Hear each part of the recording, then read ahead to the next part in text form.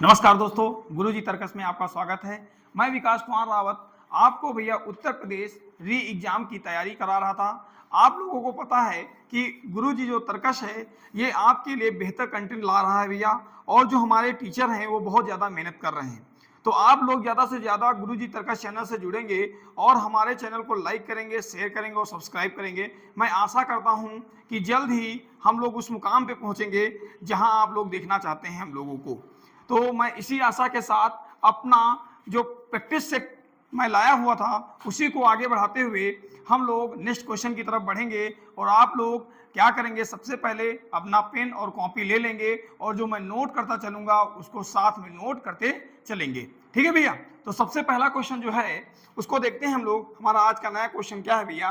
तो हमारा पहला क्वेश्चन है भैया कि प्राचीन जैन और बौद्ध ग्रंथों के अनुसार कितने महाजनपद थे। पहला क्वेश्चन क्या कह रहा है दोस्त? तो पहला क्वेश्चन कह रहा है प्राचीन जैन और बौद्ध ग्रंथों के अनुसार कितने महाजनपद थे। पहला ऑप्शन है भैया ए 16, बी 14, सी 12, डी 10। तो आप लोग कमेंट बॉक्स में बताइएगा कि जैन ग्रंथ तथा बौद्ध ग्रंथ के अनुसार कितने महाजनपद थे। तो आप लोग कमेंट बॉक्स में बताइएगा। तो मैं बताता हूं आप लोगों को भैया, जैन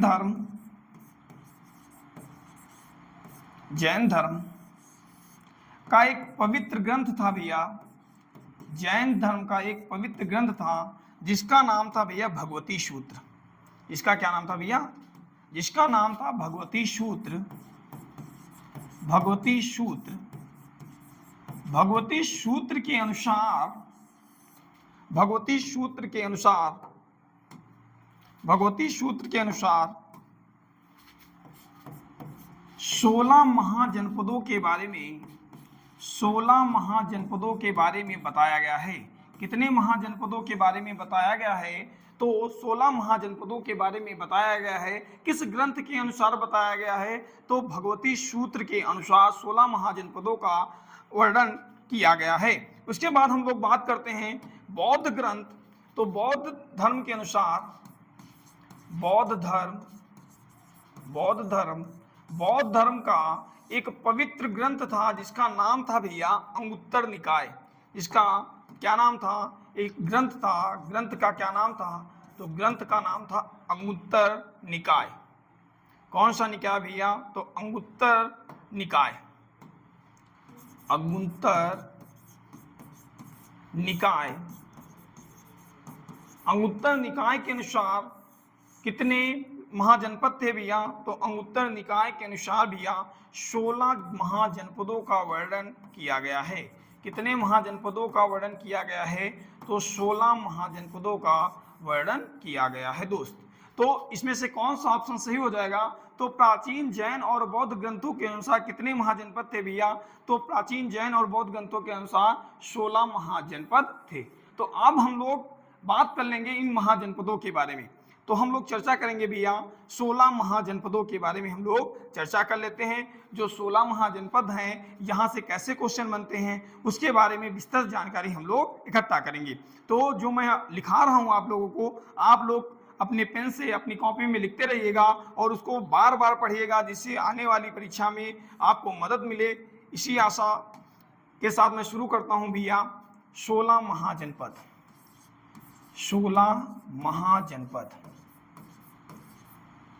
16 महाजनपद। ये महाजनपद कैसे बने? तो सबसे पहले महाजनपद का जो विकास हुआ वो कबीले से हुआ। किससे हुआ भैया? कबीले से क्या बने भैया? तो कबीले से जन बने, जन से क्या बने भैया? जन से जनपद बने, जनपद से क्या बना भैया? तो जनपद से महाजनपद बना। क्या बना भैया? महाजनपद बना। तो इन्हीं 16 महाजनपदों के बारे में हम लोग चर्चा करेंगे। तो 16 महाजनपद जो हैं, 16 महाजनपदों में हम लोग चर्चा करेंगे। तो एक प्रश्न आपसे पूछा जाता है भैया कि उत्तर प्रदेश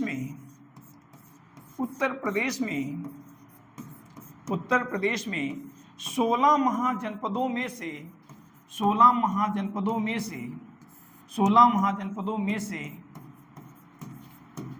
से कितने महाजनपद कितने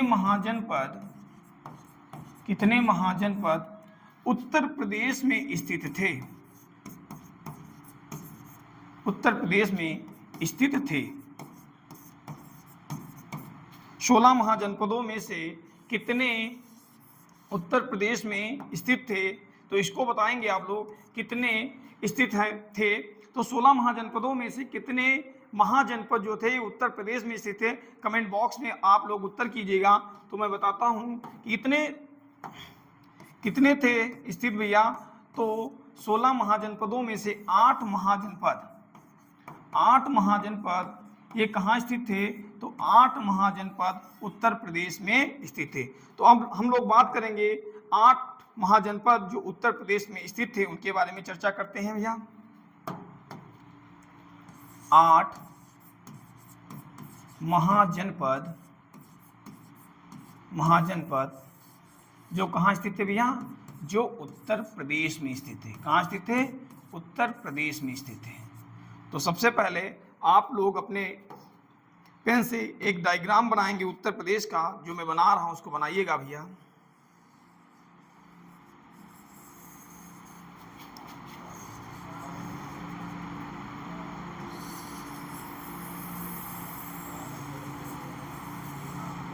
ठीक है भैया, एक ऐसा रफली आप लोग डायग्राम बना लेंगे, उसमें हम लोग जानेंगे।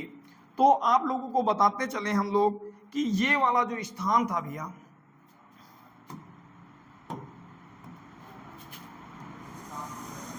ये वाला जो स्थान था भैया, इसको किस नाम से जाना जाता था भैया? तो इसको कुरु के नाम से जाना जाता था। किसके नाम से जाना जाता था? तो इस वाले जनपद को कुरु के नाम से जाना जाता था। फिर इसके बाद आगे की बात करें तो इसके बाद एक महाजनपद पड़ता है जिसका नाम था भैया पंचाल। इसका क्या नाम था भैया? पांचाल था। इसके बाद हम लोग बात करते हैं भैया, इसके बाद था आपका कौशल। क्या था भैया? कौशल था। इसके बाद आपका क्या था? कौशल के बाद क्या था? तो कौशल के बाद भैया था मल। क्या था? मल। इसके बाद हम लोग बात करते हैं भैया, तो इसके बाद ये वाला जो था, ये वाला, इसको बोला जाता था भैया शूरसेन। क्या बोला जाता था? शूरसेन। क्या बोला जाता था भैया? शूरसेन बोला जाता था। इसके बाद ये वाला क्या बोला जाता था भैया? तो ये वाला बोला जाता था वत्स। क्या बोला जाता था? वत्स। और भैया इसके बाद ये आपका क्या बोला जाता था? तो ये आपका बोला जाता था काशी। क्या बोला जाता था भैया? काशी। और ये नीचे वाला क्या बोला जाता था भैया? तो नीचे वाला जो बोला जाता था ये चेदी बोला जाता था। क्या बोला जाता भैया? चेदी। तो उत्तर प्रदेश में जो हम बता रहे हैं ये स्थित हुआ करती थी महाजनपदों की। तो ये वाला हिस्सा जो था, ये पश्चिमी हिस्सा जो था, उत्तर पश्चिमी जो हिस्सा था, इसे कुरु, पंचाल, कौशल, मल, शूरसेन, वत्स, काशी। तो टोटल कितने थे? तो टोटल उत्तर प्रदेश में कितने महाजनपद हुआ करते थे भैया? तो टोटल उत्तर प्रदेश में 8 महाजनपद हुआ करते थे। तो सबसे पहले हम लोग बात करते हैं 8 महाजनपदों की राजधानी के बारे में चर्चा करते हैं। तो कुरु की राजधानी क्या हुआ करती थी भैया? तो कुरु की राजधानी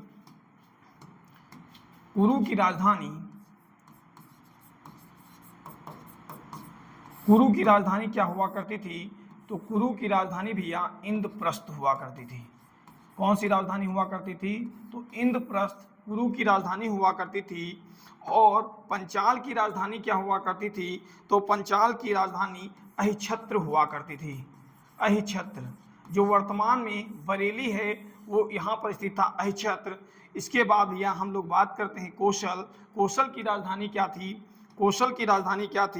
तो कौशल की राजधानी थी भैया, या कह सकते हैं साकेत कह सकते हैं या अयोध्या कह सकते हैं। अयोध्या का पुराना नाम क्या है भैया? तो अयोध्या का पुराना नाम क्या था भैया? तो अयोध्या का पुराना नाम साकेत हुआ करता था। साकेत या अयोध्या अयोध्या। कौशल की राजधानी क्या हुआ करती थी? साकेत या अयोध्या हुआ करती थी, या श्रावस्ती के नाम से इसे भी जानते थे, श्रावस्ती के नाम से भी जाना जाता था। कौशल की राजधानी क्या थी? श्रावस्ती या अयोध्या हुआ करती थी। मल्ल की राजधानी क्या थी भैया? तो मल्ल की राजधानी आपको पता होगा कि मल्ल की राजधानी कुशीनगर हुआ करती थी। कुशीनगर हुआ करती थी, कुशीनगर हुआ करती थी। सूरसेन की राजधानी क्या हुआ करती थी? तो सूरसेन की राजधानी जो हुआ करती थी ये मथुरा हुआ करती थी। क्या हुआ करती थी बच्ची भैया? तो सूरसेन की राजधानी मथुरा हुआ करती थी। वत्स की राजधानी क्या थी? वत्स की राजधानी क्या थी? तो वत्स की राजधानी कौशाम्बी हुआ करती थी। क्या हुआ करती थी वत्स की राजधानी? तो वत्स की राजधानी कौशाम्बी हुआ करती थी। कौशाम्बी हुआ करती थी। अगर बात करें आपसे कि काशी की राजधानी क्या थी, तो काशी की राजधानी सारे लोगों को पता है कि काशी की राजधानी क्या थी? तो वाराणसी थी। काशी की राजधानी क्या थी भैया? काशी की राजधानी वाराणसी हुआ करती थी। और चेद की राजधानी क्या थी भैया? तो चेद की राजधानी शुक्तिमती हुआ करती थी। क्या हुआ करती थी? शुक्तिमती हुआ करती थी। शुक्तिमती। चेद की राजधानी शुक्तिमती। इंद्रप्रस्थ किसकी राजधानी थी? तो कुरु की राजधानी थी। पंचाल की राजधानी क्या थी भैया? तो अहिछत्र हुआ करती थी। कौशल की राजधानी क्या हुआ करती थी? तो श्रावस्ती हुआ करती थी। मल्ल की राजधानी क्या हुआ करती थी? कुशीनगर हुआ करती थी। वाराणसी की काशी की राजधानी क्या हुआ करती थी भैया? तो वाराणसी हुआ करती थी। वत्स की राजधानी कौशाम्बी, सूरसेन की मथुरा, चेद की शुक्तिमती हुआ करती थी। तो ये 8 महाजनपद हैं जिनका उल्लेख जो है उत्तर प्रदेश में था। ये उत्तर प्रदेश में पाए जाने वाले महाजनपद थे जिनकी संख्या कितनी थी? 8 महाजनपद हुआ करते थे। अब हम लोग बात करते हैं, अब हो गए 8 महाजनपदों की तो हम लोगों ने बात कर ली। अब हम लोग बात करते हैं जो बचे हैं 8 महाजनपद। 8 महाजनपद कौन कौन से बचे हैं उनके बारे में हम लोग चर्चा कर लेते हैं। तो आप लोग अपने पेन और कॉपी से लिखते रहिएगा और गुरुजी तर्कश चैनल को लगातार लाइक और शेयर और सब्सक्राइब जरूर करते रहिएगा। ठीक भैया, यही उम्मीद रखते हैं हम आपसे। तो बचे कितने महाजनपद भैया? 16 महाजनपदों से मैंने बता दिया कि 8 जो हैं ये उत्तर प्रदेश में पाए गए और 8 जो हैं वो कहाँ पाए जाएंगे, 8 की स्थिति हम लोग जानेंगे। तो सबसे पहले नाम है कौन सा भैया? एक तरफ बनाइएगा महाजनपद, दूसरी तरफ बना लीजिएगा भैया राजधानी। इनके बारे में हम लोग चर्चा करेंगे। महाजनपद में पहला जो है महाजनपद है वो कौन सा है? तो पहला महाजनपद है अंग। कौन सा है भैया? अंग। वो अंग की राजधानी क्या है? तो अंग की राजधानी सारे लोगों को पता है कि अंग की राजधानी चंपा है। अंग की राजधानी क्या है भैया? तो अंग की राजधानी चंपा है। इसके बाद दूसरा कौन सा है? तो दूसरा है भैया मगध। और मगध की राजधानी क्या थी भैया? तो मगध की गिरिव्रज हुआ करती थी। कौन सी राजधानी हुआ करती थी? तो गिरिव्रज राजधानी हुआ करती थी जिसका नाम था राजगृह। क्या हुआ करती थी भैया? मगध की राजधानी क्या हुआ करती थी? तो मगध की राजधानी गिरिव्रज या राजगृह हुआ करती थी। इसके बाद है भैया वज्ज। इसके बाद कौन सा है? इसके बाद है हमारा वज्ज। इसके बाद कौन सा है? तो इसके बाद है हमारा वज्ज। 3 नंबर पे है हमारा वज्ज। और वज्ज की राजधानी क्या हुआ करती थी? तो वज्ज की राजधानी जो हुआ करती थी भैया, वज्ज की राजधानी विदेह एवं मिथिला हुआ करती थी। क्या राजधानी हुआ करती थी? विदेह एवं मिथिला हुआ करती थी। मिथिला ये राजधानी किसकी थी भैया? तो वज्ज की राजधानी थी। इसके बाद हम लोग बात करते हैं अश्मक। इसके बाद हम लोग बात करते हैं भैया, इसके बाद हम लोग बात करते हैं अश्मक की राजधानी। तो अश्मक की राजधानी क्या थी भैया? तो अश्मक की राजधानी पोतन थी। क्या थी? पोतन राजधानी थी। इसके बाद हम लोग बात करें अवंती। तो अवंती की राजधानी क्या थी? नंबर 5 पे है अवंती। अवंत की राजधानी क्या हुआ करती थी? तो अवंत की राजधानी जो हुआ करती थी वो भैया महिष्मती हुआ करती थी। कौन सी राजधानी हुआ करती थी?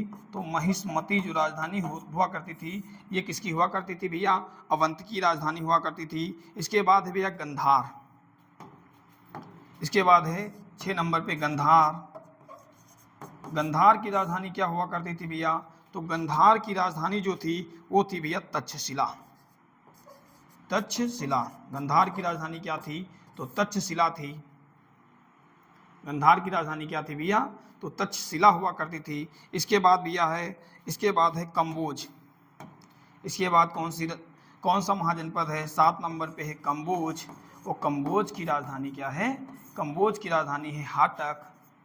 कंबोज की राजधानी क्या है? हाटक। और हाटक के बाद भैया एक है मत्स्य, एक है महाजनपद लास्ट वाला 8 नंबर का, जिसका नाम है मत्स्य। मत्स्य, और मत्स्य की राजधानी आप लोग याद रखेंगे कि मत्स्य की राजधानी क्या थी? तो मत्स्य की राजधानी विराटनगर थी। क्या थी भैया? विराटनगर थी। तो हम लोगों ने 16 महाजनपदों के बारे में चर्चा की और अच्छे से चर्चा की। तो 16 महाजनपदों में 8 महाजनपद जो थे भैया, वो 8 महाजनपद जो थे वो उत्तर प्रदेश में पाए जाते थे, जिसमें से कुरु की राजधानी इंद्रप्रस्थ, पंचाल की राजधानी अहिछत्र, कोसल की राजधानी अयोध्या या श्रावस्ती या साकेत हुआ करती थी, मल्ल की राजधानी कुशीनगर हुआ करती थी, शूरसेन की राजधानी मथुरा हुआ करती थी, वत्स की राजधानी कौशाम्बी हुआ करती थी, काशी की राजधानी वाराणसी हुआ करती थी, और चेदी की राजधानी भैया क्या हुआ करती थी? तो शुक्तिमती हुआ करती थी। इसके बाद हम लोग बात करते हैं कि 8 जो महाजनपद हैं उत्तर प्रदेश में पाए गए 8 महाजनपद जो हैं ये विभिन्न देश के विभिन्न राज्यों में पाए गए, उनके बारे में चर्चा करते हैं। तो अंग जो है, अंग की राजधानी कहाँ थी भैया? चंपा थी। मगध की राजधानी क्या हुआ करती थी? गिरिव्रज हुआ करती थी। वज्र की राजधानी विदेह एवं मिथिला हुआ करती थी। अस्मक की राजधानी पोतन हुआ करती थी। अवंत की राजधानी क्या हुआ करती थी? महिष्मती हुआ करती थी। और गंधार की राजधानी तक्षशिला हुआ करती थी। कंबोज की राजधानी हाटक और मत्स्य की राजधानी विराटनगर हुआ करती थी। अब हम लोग बात करते हैं भैया, एक पॉइंट और बात करते हैं, एक लास्ट पॉइंट है महाजनपद का। तो नोट में लिखिएगा, नोट में रखिएगा कि 16 महाजनपदों में से भैया 16 महाजनपदों में से 16 महाजनपदों में से जो भैया 14 महाजनपद थे। कितने महाजनपद? तो 14 महाजनपद जो थे, 14 महाजनपद 14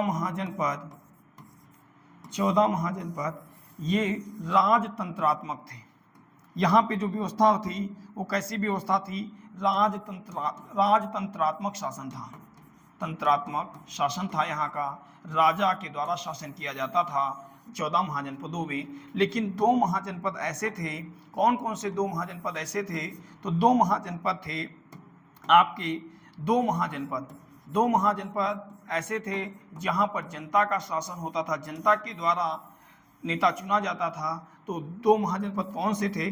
तो वहाँ पे कैसा शासन था? तो गणतंत्रात्मक शासन था। और गणतंत्रात्मक शासन वाले कितने महाजनपद थे? तो गणतंत्रात्मक वाले महाजनपद 2 थे। कौन कौन से थे जो गणतंत्रात्मक वाले थे भैया? तो गणतंत्रात्मक वाले पहले नंबर पे था आपका वज्र, पहले नंबर पे था वज्र, और दूसरे नंबर पे कौन सा था भैया? मल्ल। वज्र और मल्ल जो थे ये ऐसे महाजनपद थे जहां पर जनता के द्वारा शासन किया जाता था, यानी ये गणतंत्रात्मक शासन हुआ करते, गणतंत्रात्मक थे वज्र और मल्ल। बाकी 14 महाजनपदों में राजा के द्वारा शासन किया जाता था, यानी राजतंत्रात्मक थे भैया। आपके लिए मैं एक क्वेश्चन छोड़ रहा हूँ, आप लोग अपने घर से कमेंट करिएगा कि दक्षिण भारत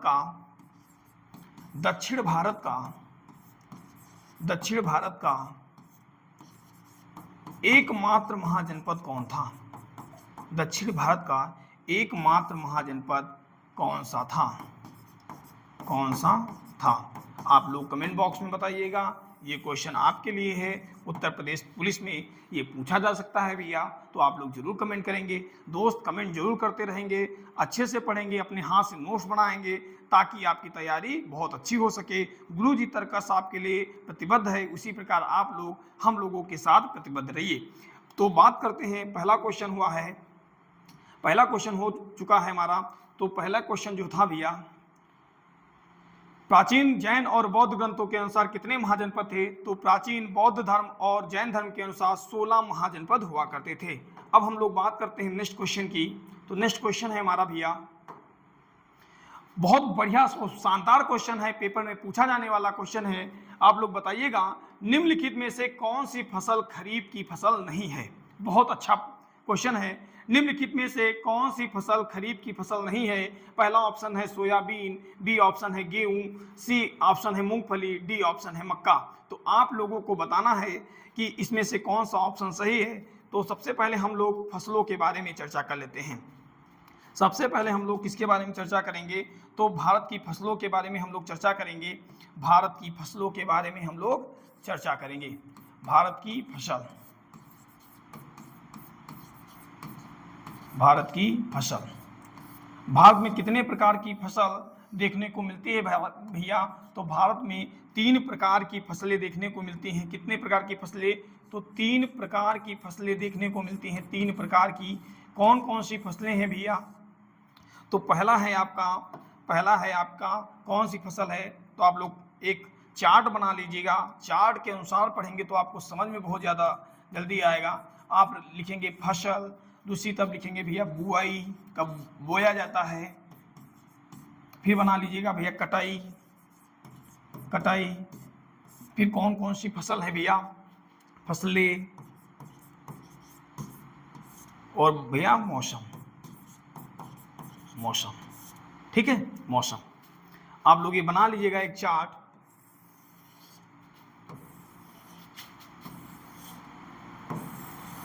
ठीक है, पूर्ण संभावना है यहां से प्रश्न पूछे जाने की, क्योंकि पिछला पेपर जो फरवरी में पेपर हुआ था उसमें ये क्वेश्चन पूछा गया था। ठीक है, तो उसी को ध्यान में रखते हुए मैं ये बता रहा हूं। तो सबसे पहली फसल कौन सी थी भैया, तो सबसे पहली फसल है आपकी रबी की फसल। कौन सी फसल, तो रबी की फसल, रबी की फसल, रबी की फसल। इसकी बुआई कब की जाती है भैया रबी की फसल की। तो सारे लोग ग्रामीण इलाके के रहने वाले होंगे, ज़्यादा से ज़्यादा लोग आप लोग कमेंट बॉक्स में बताएंगे कि रबी की फसल की बुआई कब की जाती है भैया। तो रबी की फसल की बुआई जो है अक्टूबर नवंबर के माह में की जाती है। कब की जाती है, तो अक्टूबर और नवंबर के माह में की जाती है भैया, नवंबर के माह में की जाती है। इसकी कटाई कब की जाती है, इसकी कटाई कब की जाती है भैया, तो अप्रैल मई में की जाती है। कब की जाती है, अप्रैल मई में इसकी कटाई की जाती है। कौन कौन सी फसलें रबी की फसलें हैं, तो कौन कौन सी फसलें रबी की फसलें हैं इनको भी ध्यान से पढ़ेंगे। तो रबी की फसलें हैं जो भैया कौन कौन सी है। सबसे पहली फसल है आपकी गेहूँ। कौन सी फसल है, गेहूँ है, गेहूँ हो गई भैया। गेहूं के बाद आपको पता है गेहूं के साथ क्या बोया जाता है, तो जौ बोया जाता है। जौ के साथ ही क्या बोया जाता है, तो चना बोया जाता है। आप लोगों को पता होगा चना बोया जाता है। चना के बाद आपको पता है कि गांव में मटर लगाया जाता है, मटर हो गया। मटर के बाद आपको पता है कि आलू भी लगाए जाते हैं, बोए जाते हैं। इसके बाद हो गया सरसों। इसके बाद हम लोग बात करेंगे भैया राई, और राई के बाद एक है अलसी, और एक फसल का नाम है अलसी के बाद भैया एक फसल है तंबाकू। तो याद रखिएगा कि तंबाकू कैसी फसल है भैया, तो तंबाकू रबी की फसल है। कब बोया जाता है, तो अक्टूबर और नवंबर के माह में बोया जाता है। कब काटा जाता है भैया, तो अप्रैल और मई के महीने में इसको काटा जाता है। तो ये किस मौसम में होने वाली फसल है, तो ये भैया शीतकालीन मौसम में होने वाली फसल है। कौन से मौसम में, तो शीतकालीन मौसम में होने वाली फसल है। कौन से मौसम में, तो शीतकालीन मौसम में,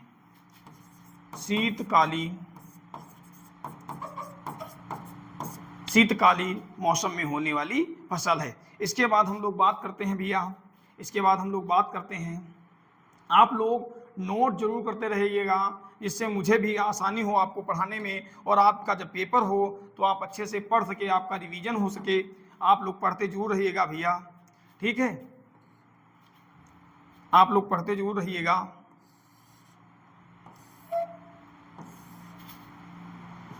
इसके बाद हम लोग बात करते हैं, भैया रबी की फसल के बाद आपकी दूसरी जो फसल है उसका नाम है भैया खरीफ की फसल। कौन सी फसल, खरीफ की फसल।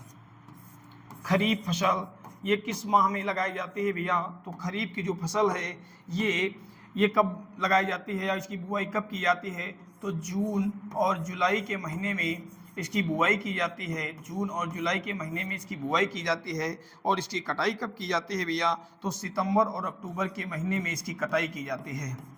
सितंबर और अक्टूबर के महीने में इसकी कटाई की जाती है। किसकी कटाई की जाती है? तो खरीफ की फसल की कटाई की जाती है। कौन कौन सी फसलें हैं भैया? तो कौन कौन सी फसलें हैं उनके बारे में चर्चा करते हैं। तो कौन कौन सी फसलें हैं? तो पहली फसल का नाम आपको पता होगा कि खरीफ की फसल जो वर्तमान में चल रही है भारत में, चावल जो है, अभी हाल में धान लगाए गए हैं भैया, ज्वार हो गया, चावल, ज्वार। इसके बाद हम लोग बात करते हैं मक्का के बाद हम लोग बात करते हैं जूट जिसको पटसन के नाम से भी जानते हैं भैया। इसके बाद है मूंगफली। कौन सी फसल है? मूंगफली जो है ये खरीफ की फसल है। इसके बाद हम लोग बात करते हैं उड़द, ये भी जो है इसकी फसल है भैया, खरीफ की फसल है। इसके बाद तिल, ये किसकी फसल है भैया? तो ये खरीफ की फसल है। इसके बाद हम लोग बात करते हैं बाजरा, ये कौन सी फसल है भैया? तो ये भी कौन सी फसल है? ये भी आपकी खरीफ की फसल है। कैसी फसल है भैया? तो खरीफ की फसल है। तो ये किस माह में बोई जाती है भैया? किस माह में होने वाली है? तो ये किस मौसम में लगाई जाती है? तो ये किस मौसम में लगाई जाती है भैया? तो ये लगाई जाती है बरसात के मौसम में। ये बरसात के मौसम में लगाई जाती है या बोई जाती है, बरसात के मौसम। ठीक है भैया, तो बरसात के मौसम में ये लगाई जाती है। इसके बाद हम लोग बात करते हैं, चर्चा करते हैं, एक हमारी फसल है, कौन सी फसल है? जायद की फसल। महत्वपूर्ण है, कौन सी फसल है?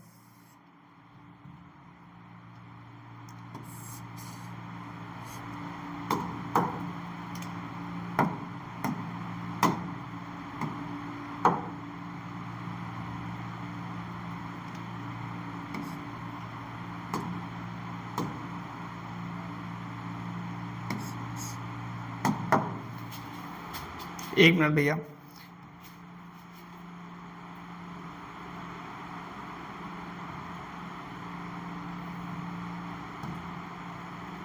भैया, आप लोग वेट करेंगे कि रबी की जो फसल है एक इस महीने में इसकी बुआई की जाती है तो अक्टूबर नवंबर में की जाती है। कटाई कब की जाती है? तो अप्रैल मई में की जाती है। फसल कौन सी है? तो गेहूं है भैया, जौ है, चना है, मटर है, आलू है, सरसों है, राई है, अलसी है, तंबाकू है। ये किस मौसम में लगाई जाने वाली फसल है भैया? तो ये जो है आपकी शीतकालीन फसल है। इसके बाद हम लोग बात करते हैं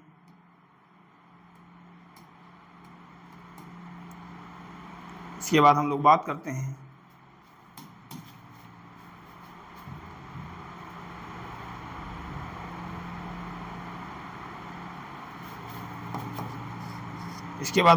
करते हैं भैया, थोड़ा वेट कर लीजिएगा, रिफ्रेश कर रहा है बोर्ड, थोड़ी देर के लिए, 1 मिनट के लिए वेट कर सकते हैं आप लोग।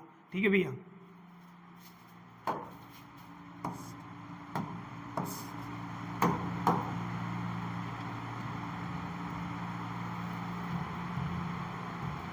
इसके बाद ठीक भैया,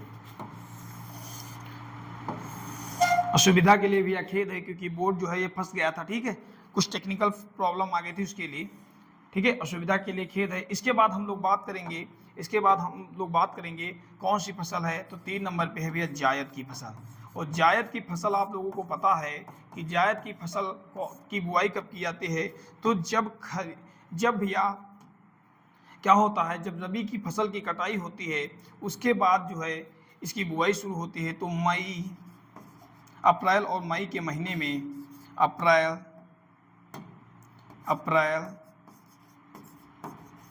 और मई के महीने में इसकी बुआई होती है। और इसकी कटाई कब होती है भैया? तो इसकी जो कटाई है वो जून और जुलाई के महीने में होती है। जून और जुलाई के महीने में किसकी कटाई होती है? तो इसकी कटाई होती है। कौन सी फसल है उसके बारे में हम लोग चर्चा करते हैं। तो कौन कौन सी फसलें हैं भैया? तो बात करते हैं कौन कौन सी फसलें हैं। तो जितनी भी सब्जियां होती हैं, सब्जियां, तरबूज,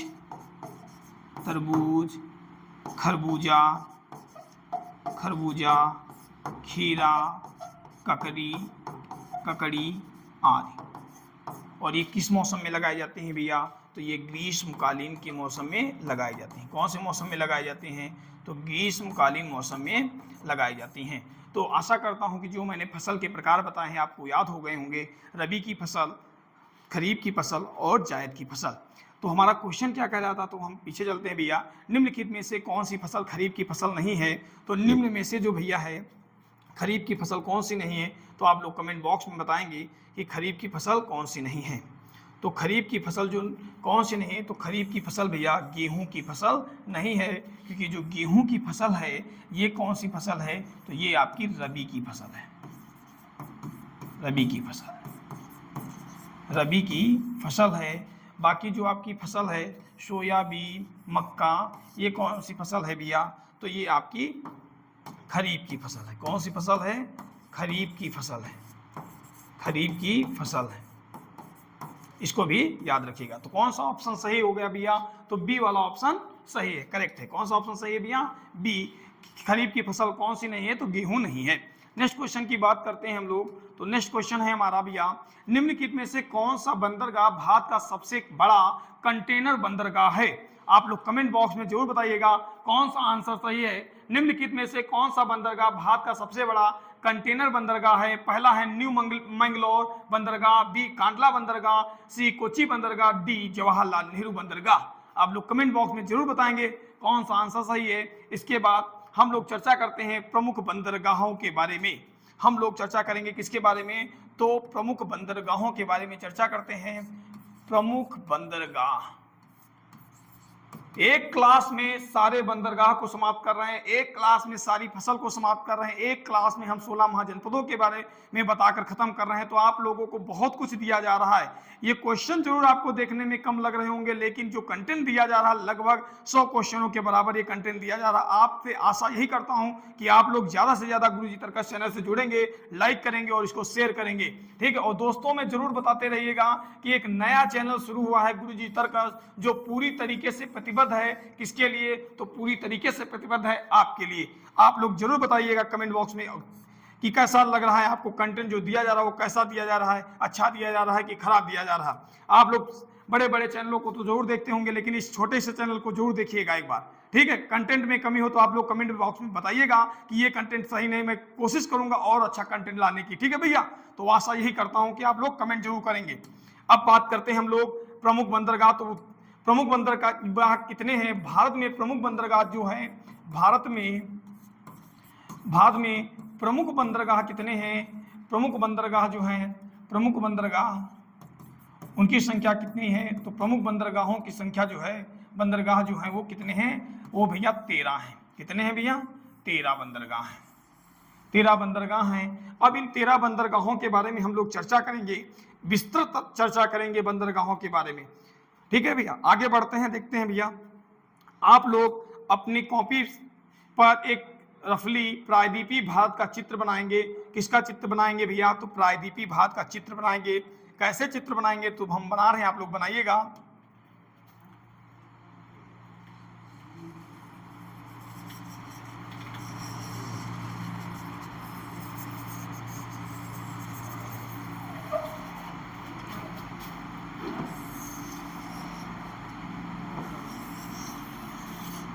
एक रफली चित्र बनाइएगा।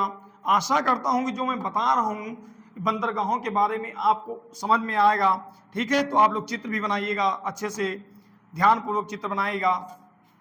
बंदरगाह,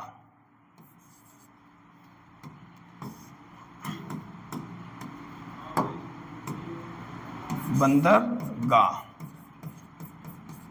बंदरगाह कितने हैं टोटल बंदरगाह भैया?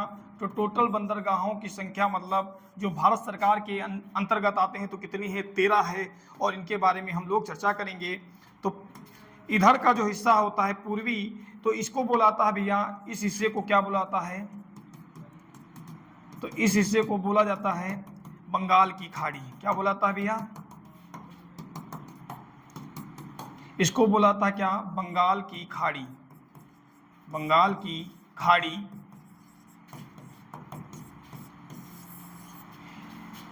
इसको क्या बोला जाता है भैया?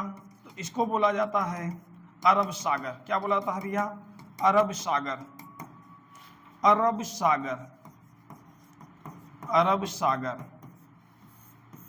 अरब सागर। और नीचे वाले हिस्से को क्या कहा जाता है? तो इसको कहा जाता है हिंद महासागर। हिंद महासागर क्या कहा जाता है? तो हिंद महासागर कहा जाता है। इसके बाद हम लोग बात करते हैं तो अरब सागर वाले भाग के हिस्से को क्या कहा जाता है? तो इस वाले हिस्से को क्या कहा जाता है? तो पश्चिमी घाट के नाम से भी जाना जाता है। किस के नाम से जाना जाता है? तो पश्चिमी घाट के नाम से जाना जाता है। और इस वाले हिस्सों को किसके नाम से जाना जाता है? तो पूर्वी घाट के नाम से जाना जाता है। किस घाट के नाम से जाना जाता है? तो पूर्वी घाट के नाम से जाना जाता है। आप लोग क्या करेंगे कि एक चित्र जरूर बनाइएगा रफली, जो आपको मदद देगा, आपको आने वाली परीक्षा में आपके लिए आपको मदद देगा ये। ठीक है भैया? तो रफली चित्र जरूर बनाइएगा। और यहाँ पे क्या आपका स्थित है? तो यहाँ पे मान लीजिए इसके नीचे नहीं, यहाँ पे बनाए दे रहे भैया। तो ये आपका क्या है? तो अंडमान अंडमान अंडमान निकोबार द्वीप समूह है। निकोबार द्वीप समूह है, इसको भी देखेंगे भैया। ठीक है? तो हम लोग बात करते हैं, चर्चा करते हैं किसके बारे में चर्चा करते हैं? तो हम लोग चर्चा करते हैं बंदरगाहों के बारे में। तो सबसे पहला जो बंदरगाह है वो कौन सा बंदरगाह है भैया? तो सबसे पहला बंदरगाह है आपका कौन सा है? तो इसको बोला जाता है कौन सा बंदरगाह? तो इसको बोला जा रहा है भैया कांडला बंदरगाह। कौन सा बंदरगाह? कांडला बंदरगाह। कांडला बंदरगाह। कांडला बंदरगाह। कांडला बंदरगाह। कांडला बंदरगाह। इसके बाद हम लोग बात करते हैं कांडला बंदर के गाह के बाद हम लोग चर्चा करते हैं यहाँ पे ये हो गया भैया आपका गुजरात। गुजरात राज्य में पड़ता है कांडला बंदरगाह। ये आपका हो गया कौन सा राज्य? तो ये आपका राज्य हो गया मुंबई राज्य। कौन सा राज्य? मुंबई राज्य, यानी मुंबई यानी महाराष्ट्र राज्य। सॉरी, कौन सा राज्य? तो यहाँ पे हो गया भैया महाराष्ट्र राज्य। महाराष्ट्र राज्य। महाराष्ट्र राज्य। यहाँ पे क्या पड़ता है आपका? तो यहाँ पे पड़ता है आपका गोवा। गोवा राज्य। और यहाँ पे क्या पड़ता है आपका? तो यहाँ पे पड़ता है कर्नाटका राज्य। कौन सा राज्य? कर्नाटका राज्य। और यहाँ पे क्या पड़ता है? तो आपका केरल राज्य पड़ता है। कौन सा राज्य? केरल राज्य पड़ता है। आप पूर्वी घाट की तरफ चलेंगे तो इधर क्या पड़ता है आपका? तो इधर पड़ता है आपका तमिलनाडु। क्या पड़ता है भैया? तमिलनाडु। तमिलनाडु। इसके ऊपर चलेंगे तो तमिलनाडु के ऊपर चलेंगे तो यहाँ पे पड़ेगा आपका आंध्र प्रदेश। आंध्र प्रदेश। इसके ऊपर चलेंगे, इसके ऊपर चलेंगे, इसके ऊपर चलेंगे भैया आंध्र प्रदेश। आंध्र प्रदेश के ऊपर चलेंगे हम लोग तो यहाँ पे चलेंगे तो यहाँ पे स्थित है आपका उड़ीसा। उड़ीसा। इसके ऊपर चलेंगे तो हम लोग, इसके ऊपर चलेंगे तो ये आपका है पश्चिम बंगाल। पश्चिम बंगाल। पश्चिम बंगाल। ठीक है? तो ये इतने राज्य हैं जो प्रायद्वीपीय राज्यों में गिने जाते हैं। तो मैंने बताया कि कांडला बंदरगाह कहाँ स्थित है? तो कांडला बंदरगाह जो है ये आपका गुजरात राज्य में स्थित है। दूसरा आपका है मुंबई बंदरगाह। कौन सा बंदरगाह? मुंबई बंदरगाह। मुंबई बंदरगाह। इसके बाद इसी के नीचे कौन सा है भैया? तो इसी के नीचे एक बंदरगाह है। इसी के नीचे एक बंदरगाह है। इसी के नीचे बंदरगाह है नाहवा सेवा बंदरगाह। नाहवा सेवा बंदरगाह। इसके बाद यहाँ पे एक बंदरगाह स्थित है। यहाँ पे बंदरगाह है। यहाँ पे कौन सा बंदरगाह है? तो यहाँ पे स्थित है मर्मगुआ बंदरगाह। कौन सा? तो मर्मगुआ बंदरगाह। मर्मगुआ बंदरगाह। इसके बाद हम लोग बात करते हैं कर्नाटका में कौन सा बंदरगाह स्थित है?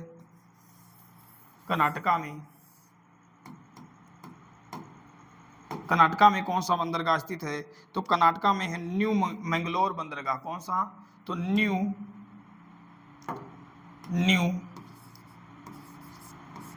मैंगलोर, न्यू मैंगलोर बंदरगाह। अगर आपसे पूछे कि केरल में कौन सा बंदरगाह है, तो केरल में बंदरगाह कौन सा है? तो कोच्चि बंदरगाह है। कौन सा बंदरगाह है? तो कोच्चि बंदरगाह है। कोच्चि बंदरगाह कहाँ स्थित है? मरमुआ बंदरगाह कहाँ स्थित है?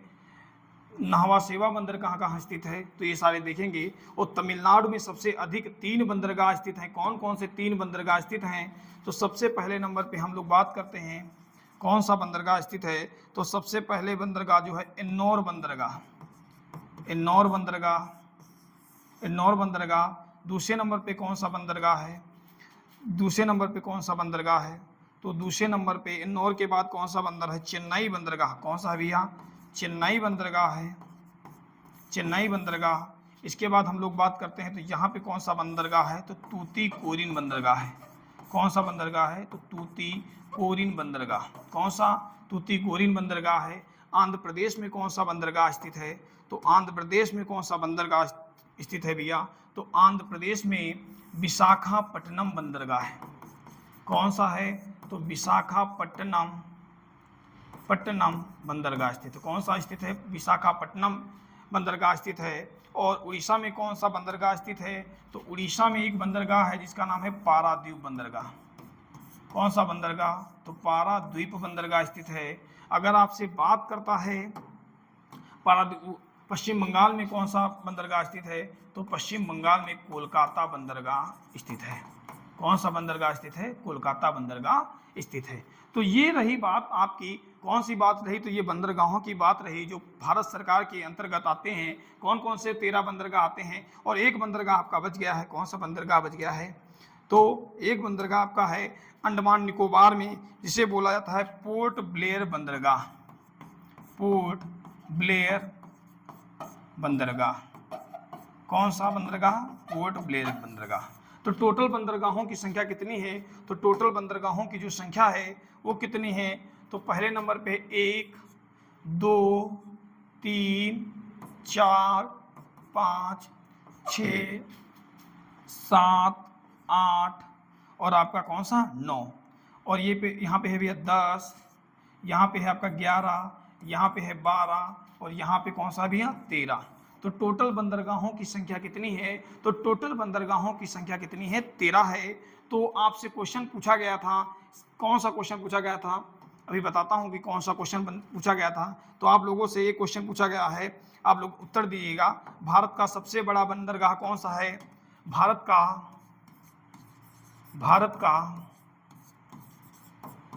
का सबसे बड़ा बंदरगाह कौन सा है? तो बड़ा बंदरगाह कौन सा है? तो भारत का सबसे बड़ा बंदरगाह कौन सा है? तो भारत का सबसे बड़ा बंदरगाह कौन सा है? तो मुंबई बंदरगाह है। मुंबई बंदरगाह। और मुंबई बंदरगाह को किस नाम से जानते हैं? तो आप लोग कमेंट बॉक्स में बताइएगा कि मुंबई बंदरगाह को किस नाम से जाना जाता है। तो मुंबई बंदरगाह को किस नाम से जाना जाता है? तो आप लोग बताइएगा कि मुंबई बंदरगाह को किस नाम से जाना जाता है। मुंबई बंदरगाह को तो मुंबई बंदरगाह के नाम से जाना जाता है। इसके बाद हम लोग बात करते हैं भारत का सबसे बड़ा व्यस्ततम बंदरगाह कौन सा है? बंदरगाह कौन सा है? तो भारत का सबसे बड़ा व्यस्ततम बंदरगाह कौन सा है? तो भारत का सबसे बड़ा व्यस्ततम बंदरगाह आपका कौन सा है? तो उत्तर क्या हो जाएगा इसका? नाहवा सेवा बंदरगाह, जिसको किस नाम से जाना जाता है? तो इसको जवाहरलाल नेहरू बंदरगाह के नाम से जाना जाता है। किस नाम से जाना जाता है? तो जवाहरलाल नेहरू बंदरगाह के नाम से जाना जाता है। किस बंदर को जाना जाता है? तो नाहवा सेवा बंदरगाह को जाना जाता है। नाहवा सेवा बंदरगाह को किस नाम से जाना जाता है? तो जवाहरलाल नेहरू के नाम से नाहवा सेवा बंदरगाह को जाना जाता है। अगर आपसे ही पूछ ले कि कांडला बंदरगाह को किस नाम से जाना जाता है भैया? तो कांडला बंदरगाह को किस नाम से जाना जाता है? तो कांडला बंदरगाह को पंडित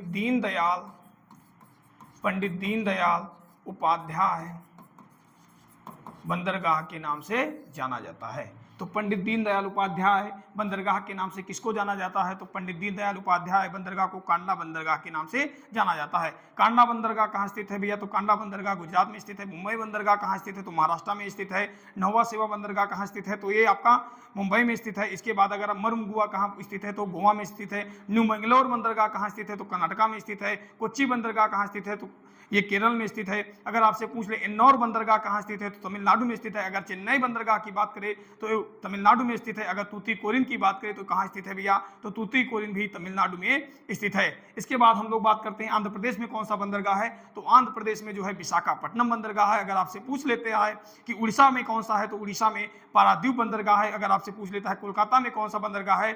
तो कोलकाता में, अरे पश्चिम बंगाल में कौन सा बंदरगाह है? तो कोलकाता बंदरगाह है। अगर आपसे पूछ लेता है कि अंडमान निकोबार में कौन सा है? तो पोर्ट ब्लेयर बंदरगाह स्थित है। तो अब मैं आशा करता हूं कि आपको ये क्वेश्चन जो मैंने बताए हैं, जो बंदरगाह मैंने बताए हैं, आपको समझ में भी आ गए होंगे और अच्छे से आ गए होंगे। आप लोगों ने रफली जो चित्र बनाया होगा उसको नोट भी कर लिया होगा। ठीक है, तो इसमें से जो क्वेश्चन पूछा गया था उसका आंसर कर दीजिएगा। निम्नलिखित में से कौन सा बंदरगाह भारत का सबसे बड़ा कंटेनर बंदरगाह है? तो सबसे व्यस्ततम बंदरगाह होने के कारण कौन सा है? नहवा सेवा बंदरगाह है, जिसका नाम क्या है? जवाहरलाल नेहरू बंदरगाह। इसका क्या नाम है भैया? जवाहरलाल नेहरू बंदरगाह। इसका नाम क्या है? जवाहरलाल नेहरू बंदरगाह। इसको हम नहवा सेवा के नाम से जानते हैं, ये इस बंदरगाह के नाम से जानते हैं। तो सबसे बड़ा कंटेनर बंदरगाह कौन सा है? तो सबसे बड़ा कंटेनर बंदरगाह आपका जवाहरलाल नेहरू बंदरगाह है। इसके बाद हम लोग बात करते हैं नेक्स्ट क्वेश्चन की बात करते हैं।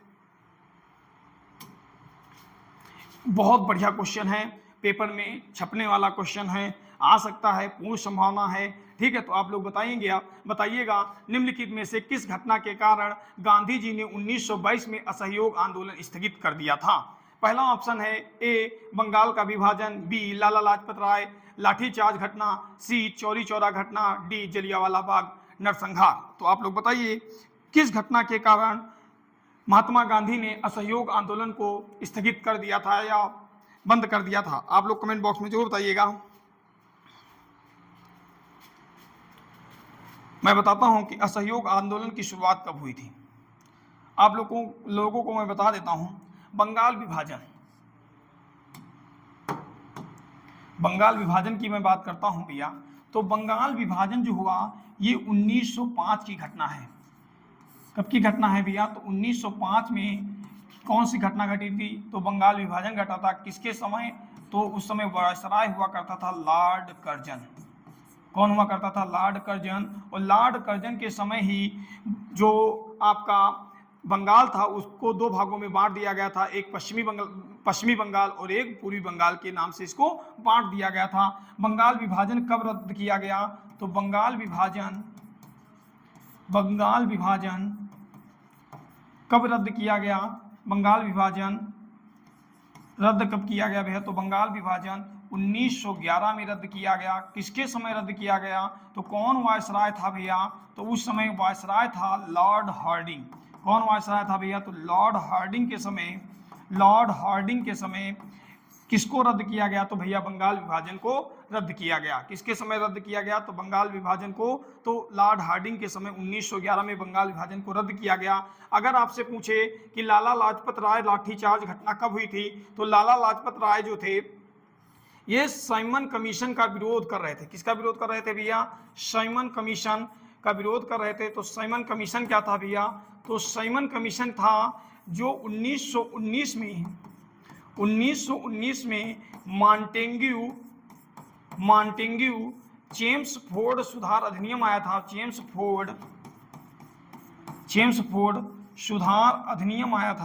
चेम्सफोर्ड सुधार अधिनियम आया था। इसकी उपलब्धिता की जान यानी इसके उपलब्धि की जांच के लिए एक आयोग बनाया गया जिसका नाम था साइमन कमीशन। उपलब्धि की जांच के लिए एक कमीशन बना जिसका नाम था साइमन कमीशन। साइमन कमीशन का गठन किया गया। कब किया गया भैया? तो 1927 में इसका गठन किया गया। साइमन कमीशन का गठन कब किया गया? तो 1927 में साइमन कमीशन का गठन किया गया। इसके बाद क्या हुआ कि साइमन कमीशन का विरोध जो है ये भारत में होना शुरू किया गया। क्यों भारत में विरोध करना शुरू किया गया? क्योंकि साइमन कमीशन में एक भी भारतीय को दर्जा नहीं प्रदान किया गया था। सारे लोग जो थे ये अंग्रेज थे और ये अपने हिसाब से रिपोर्ट प्रेषित करते। इसलिए साइमन कमीशन का पुरजोर विरोध किसके द्वारा किया गया? लाला लाजपत राय के द्वारा किया गया। और लाला लाजपत राय को साइमन कमीशन के विरोध में लाठी डंडों से पीटा गया, जिसमें इनको गंभीर चोटें लगी और गंभीर चोटें लगने के कारण इनकी जो मृत्यु हो गई वो 1928 में मृत्यु हो गई। कब मृत्यु हो गई भैया? तो लाला लाजपत राय की 1928 में मृत्यु हो गई। ठीक है, किसके कारण हो गई? तो लाठी डंडा से मारने के कारण, यानी साइमन कमीशन के विरोध के कारण की मृत्यु हो गई। ठीक है, लाला लाजपत राय को किसके नाम से जाना जाता है? तो लाला लाजपत राय को भैया पंजाब केसरी के नाम से भी जाना जाता है। किसके नाम से जाना जाता है? तो लाला लाजपत राय को पंजाब केसरी के नाम से भी जाना जाता है। इसके बाद हम लोग बात करते हैं चौरी चौरा घटना के बारे में, हम लोग चर्चा करते हैं। चौरी चौरा घटना क्या है? बहुत महत्वपूर्ण पॉइंट है। क्यों पॉइंट महत्वपूर्ण है? क्योंकि चौरी चौरा कहाँ स्थित है? तो चौरी चौरा गोरखपुर में स्थित है। चौरी चौरा घटना, चौरी चौरा घटना, चौरी चौरा घटना गोरखपुर में एक स्थान पड़ता है जिसका नाम था चौरी चौरा। और चौरी चौरा घटना कब घटित हुई? तो चौरी चौरा की जो घटना हुई भैया ये कब घटित हुई? तो 5 फरवरी 1922 को घटित हुई। कब घटित हुई? तो 5 फरवरी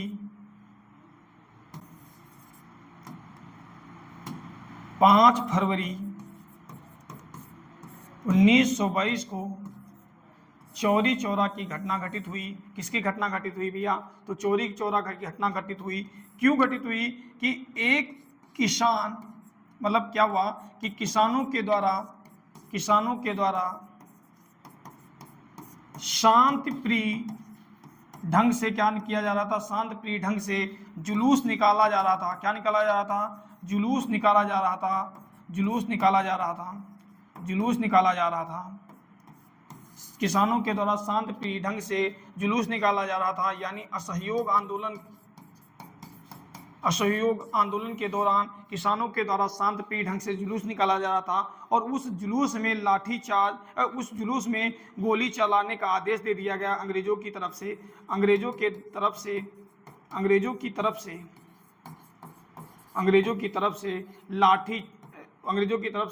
गोली चलाने का आदेश दे दिया गया। गोली चलाने का आदेश देते ही भीड़ जो थी वो आक्रोशित होगी। जो किसानों की भीड़ थी भैया, वो किसानों की भीड़ जो थी वो आक्रोशित हो गई। और आक्रोशित हो जाने के कारण क्या हुआ कि एक थाना पड़ता है चौरी चौरा थाना। चौरी चौरा थाना को किसानों ने चारों तरफ से घेर लिया और उस थाने में क्या लगा दी भैया? उस थाने में क्या लगा दी? आग लगा दी। क्या लगा दिया भैया? आग लगा दिया, जिसके कारण वहां पर 22 पुलिसकर्मियों की मृत्यु हो गई। किसकी मृत्यु हो गई भैया? 22 पुलिसकर्मियों की मृत्यु हो गई। किस घटना के कारण 22 पुलिसकर्मियों की मृत्यु हो गई? तो चौरी चौरा घटना के कारण भैया 22 पुलिसकर्मियों की मृत्यु हो गई। और मृत्यु हो जाने के कारण ये जो असहयोग आंदोलन था इसको तुरंत वापस ले लिया गया। किसके द्वारा वापस ले लिया गया भैया? तो इसको तुरंत असहयोग आंदोलन को किसके द्वारा वापस ले लिया गया भैया? तो गांधी जी के द्वारा असहयोग आंदोलन को वापस ले लिया गया। तो किस घटना के बाद इसे वापस लिया गया भैया? तो चौरी चौरा घटना के दौरान इसको वापस ले लिया गया। अब हम लोग बात कर लेते हैं जलियांवाला बाग नरसंहार की। जलियांवाला बाग नरसंहार, जलियांवाला बाग नरसंहार, जलियांवाला बाग नरसंहार के बारे में हम लोग चर्चा करेंगे। आप लोग कमेंट बॉक्स में बताएंगे भैया, आप लोग जरूर कमेंट बॉक्स में बताइएगा कि जलियांवाला बाग नरसंहार कब हुआ था। जलियांवाला बाग नरसंहार कब हुआ था? आप लोग कमेंट बॉक्स में जरूर बताइएगा। इसके बारे में किसी दिन नेक्स्ट क्लास में हम लोग जरूर चर्चा करेंगे। जलियांवाला बाग हत्याकांड या नरसंहार के बारे में चर्चा करेंगे। तो आप लोगों को बताना है भैया। नेक्स्ट क्वेश्चन है, जनगणना 2011 के अनुसार उत्तर प्रदेश राज्य का समग्र लिंगानुपात क्या है? तो बात कर रहा है उत्तर प्रदेश का लिंगानुपात कितना है। तो वर्तमान 2011 की जनगणना के अनुसार 2011 की जनगणना के अनुसार 2011 की जनगणना के अनुसार 2011 की जनगणना के अनुसार जो उत्तर प्रदेश का लिंगानुपात है, उत्तर प्रदेश का लिंगानुपात वो कितना है भैया?